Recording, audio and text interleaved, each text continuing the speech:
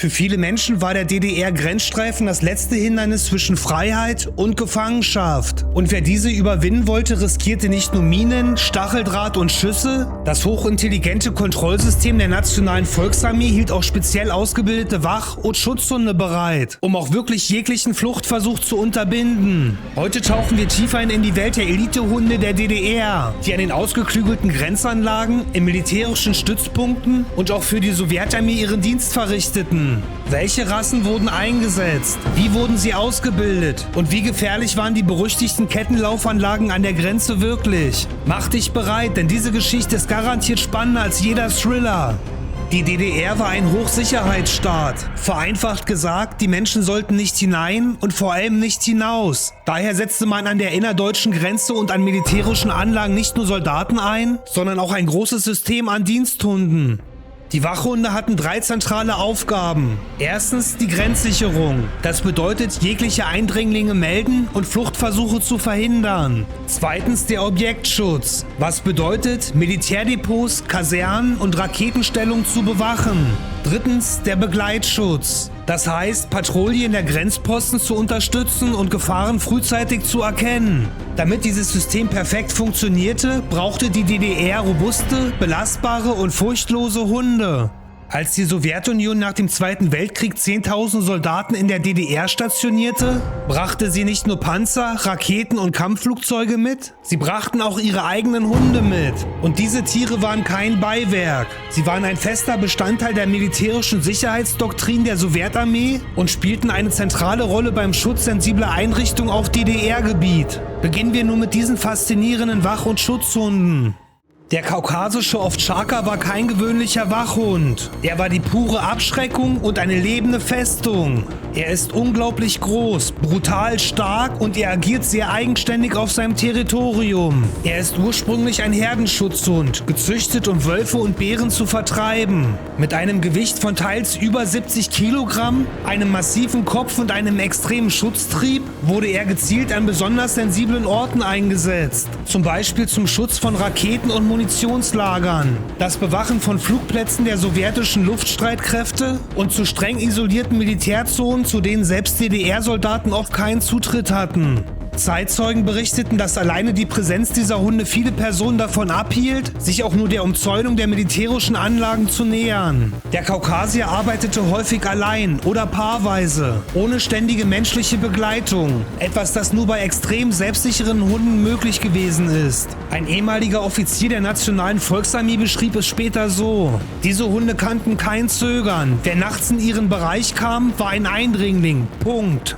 Der kaukasische Ovtcharka ist perfekt ausgelegt für den Schutz von Territorium. Genau das machte ihn für die Sowjetarmee so wertvoll und gefährlich. Machen wir weiter mit dem nächsten Giganten, den die Sowjets damals mitbrachten. Der schwarzrussische Terrier war kein Zufallsprodukt. Er wurde damals unter strenger Geheimhaltung im staatlichen Zwinger, dem Roten Stern, gezüchtet und mit nur einem Ziel. Er sollte ein vielseitig einsetzbarer Militär- und Sicherheitshund für staatliche Aufgaben sein.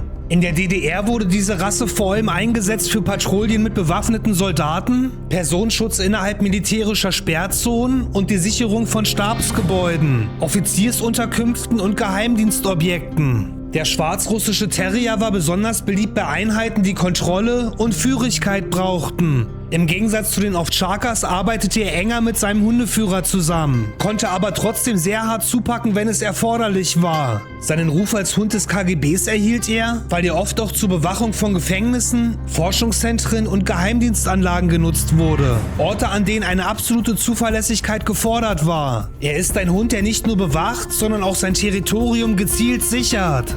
Der zentralasiatische Ovtcharka, auch Alabai genannt, ist ruhiger und kontrollierter als der kaukasische Ovtcharka, aber mindestens genauso furchtlos. Diese Hunde wurden oft für die Nachtarbeit eingesetzt, da sie dort ihre Fähigkeiten optimal ausspielen konnten. Denn sie sind in der Lage, Atemgeräusche versteckter Personen zu hören und ihr Instinkt- und Geruchssinn ist oft präziser als das beste technische Alarmsystem. Während der Kaukasier durch seine schiere Präsenz abschreckte, war der zentralasiatische Ovtcharka der Hund für die stillen Stunden. Diese Hunde wurden bevorzugt eingesetzt für die Nachtwache, für die äußeren Sicherheitsringe des Grenzstreifens und für abgelegene Objekte mit geringer Personalstärke. Der Alabei gilt als ruhiger, überlegter und strategischer als sein kaukasischer Verwandter. Er greift nicht unkontrolliert an, sondern beobachtet, bewertet und entscheidet. In Dokumentation sowjetischer Einheiten wird beschrieben, dass diese Hunde oft zuerst lautlos Kontakt hielten, um dann plötzlich Alarm zu schlagen oder gezielt anzugreifen, sobald eine Fluchtbewegung erkannt wurde. Für den Security-Bereich war das natürlich ideal. Ein Hund, der nicht sofort bellt, sondern Eindringlinge bindet oder stellt, bis Soldaten eintreffen. Gerade an Perimetersicherung, also die Absicherung von Sperrstreifen diverser Militäranlagen, galt der zentralasiatische Ovtcharka als extrem zuverlässig, auch bei schlechtem Wetter, Kälte und völliger Dunkelheit. Wenn heute vom DDR-Schäferhund gesprochen wird, denken viele mehr oder weniger an eine ganz eigene Rasse. Doch das stimmt so nicht.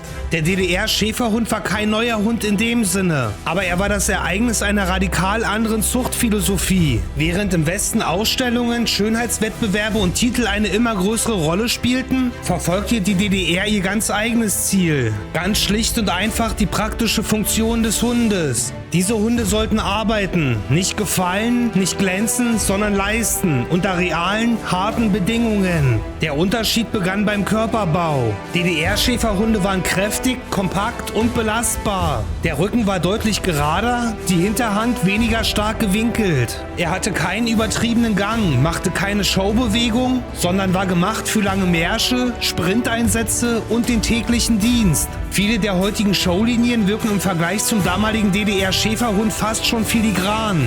Sie sind zwar schön anzusehen, aber nicht für einen stundenlangen Wachdienst bei Wind, Regen oder Schnee gemacht. Gesundheit war damals kein Wunsch, sie war eine eiserne Pflicht.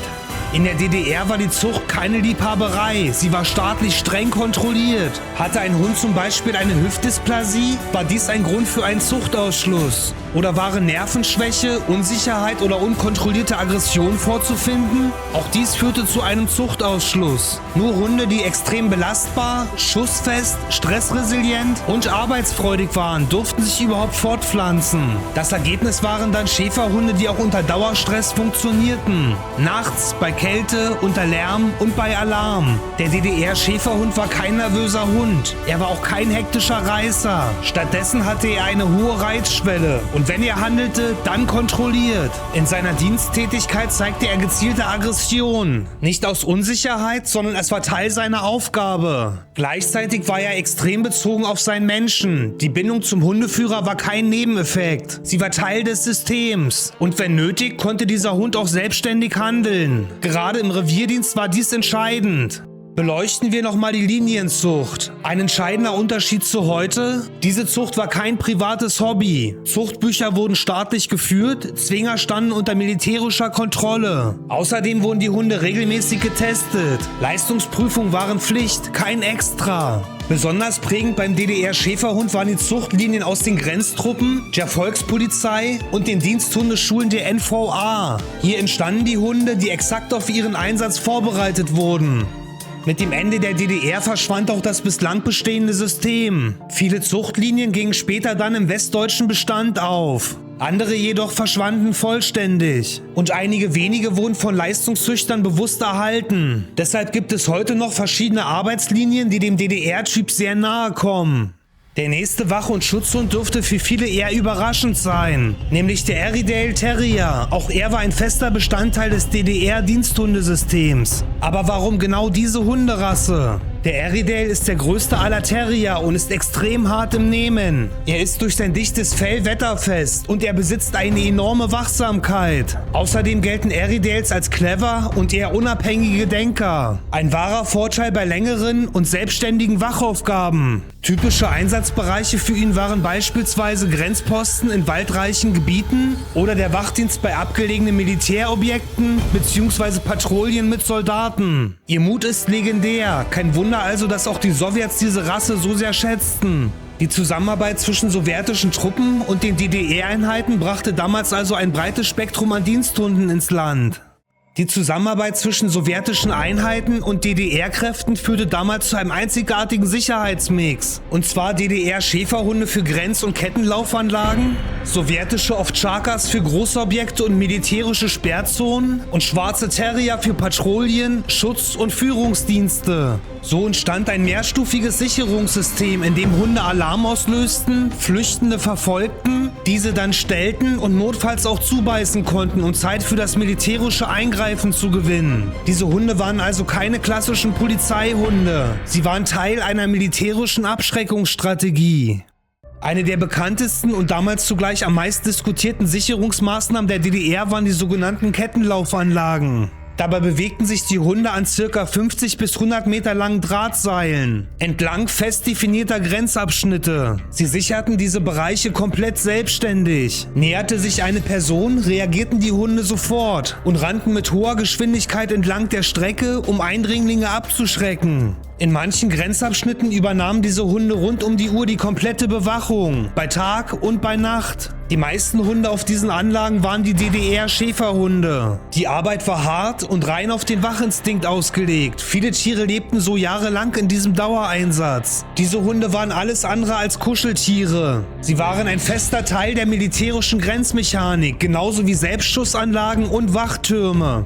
Lasst uns noch zu dem Punkt kommen, wo die Hunde überall stationiert gewesen sind. Hier nur einige Beispiele. Sie kamen an zahlreichen sicherheitsrelevanten Orten zum Einsatz. Zum Beispiel entlang der innerdeutschen Grenze, wo zeitweise über 1000 Hunde gleichzeitig eingesetzt waren. Oder auf Militärflugplätzen wie Drewitz, Oranienburg oder Cottbus. In Raketendepots der Sowjetarmee, auf Kasernengelände der NVA, zur Sicherung von Bunker- und Munitionslagern und an den zahlreichen geheimen Objekten des Ministeriums für Staatssicherheit, also der Stasi. Besonders die Stasi setzte auf ruhige und in Anführungszeichen unauffällige Hunde wie den schwarzen Terrier oder die gefürchteten Ovtcharkas, die im Schutzdienst zuverlässig arbeiteten. Als 1989 die Mauer fiel, änderte sich alles. Viele Diensthunde wurden an Privatleute vermittelt und manche wurden auch an westdeutsche Polizeidienststellen übergeben. Viele Schäferhunde erhielten so ein zweites Leben als Familien- oder Sporthund. Die sowjetischen Rassen allerdings wie der Kaukasier blieben meist bei ihren Einheiten oder wurden mit zurück ins Heimatland gebracht. Und die Kettenlaufanlagen wurden sofort stillgelegt. Heute erinnern nur noch Berichte und alte Fotos an dieses einzigartige und umstrittene Kapitel der Hundegeschichte. Die Wach- und Schutzhunde der DDR waren also keine gewöhnlichen Hunde. Sie waren Werkzeuge eines Systems, aber gleichzeitig treue Partner der Soldaten, die mit ihnen arbeiteten. Ihre Geschichte zeigt, wozu Hunde in der Lage sind und welche Verantwortung wir Menschen tragen, wenn wir sie in unseren Dienst stellen.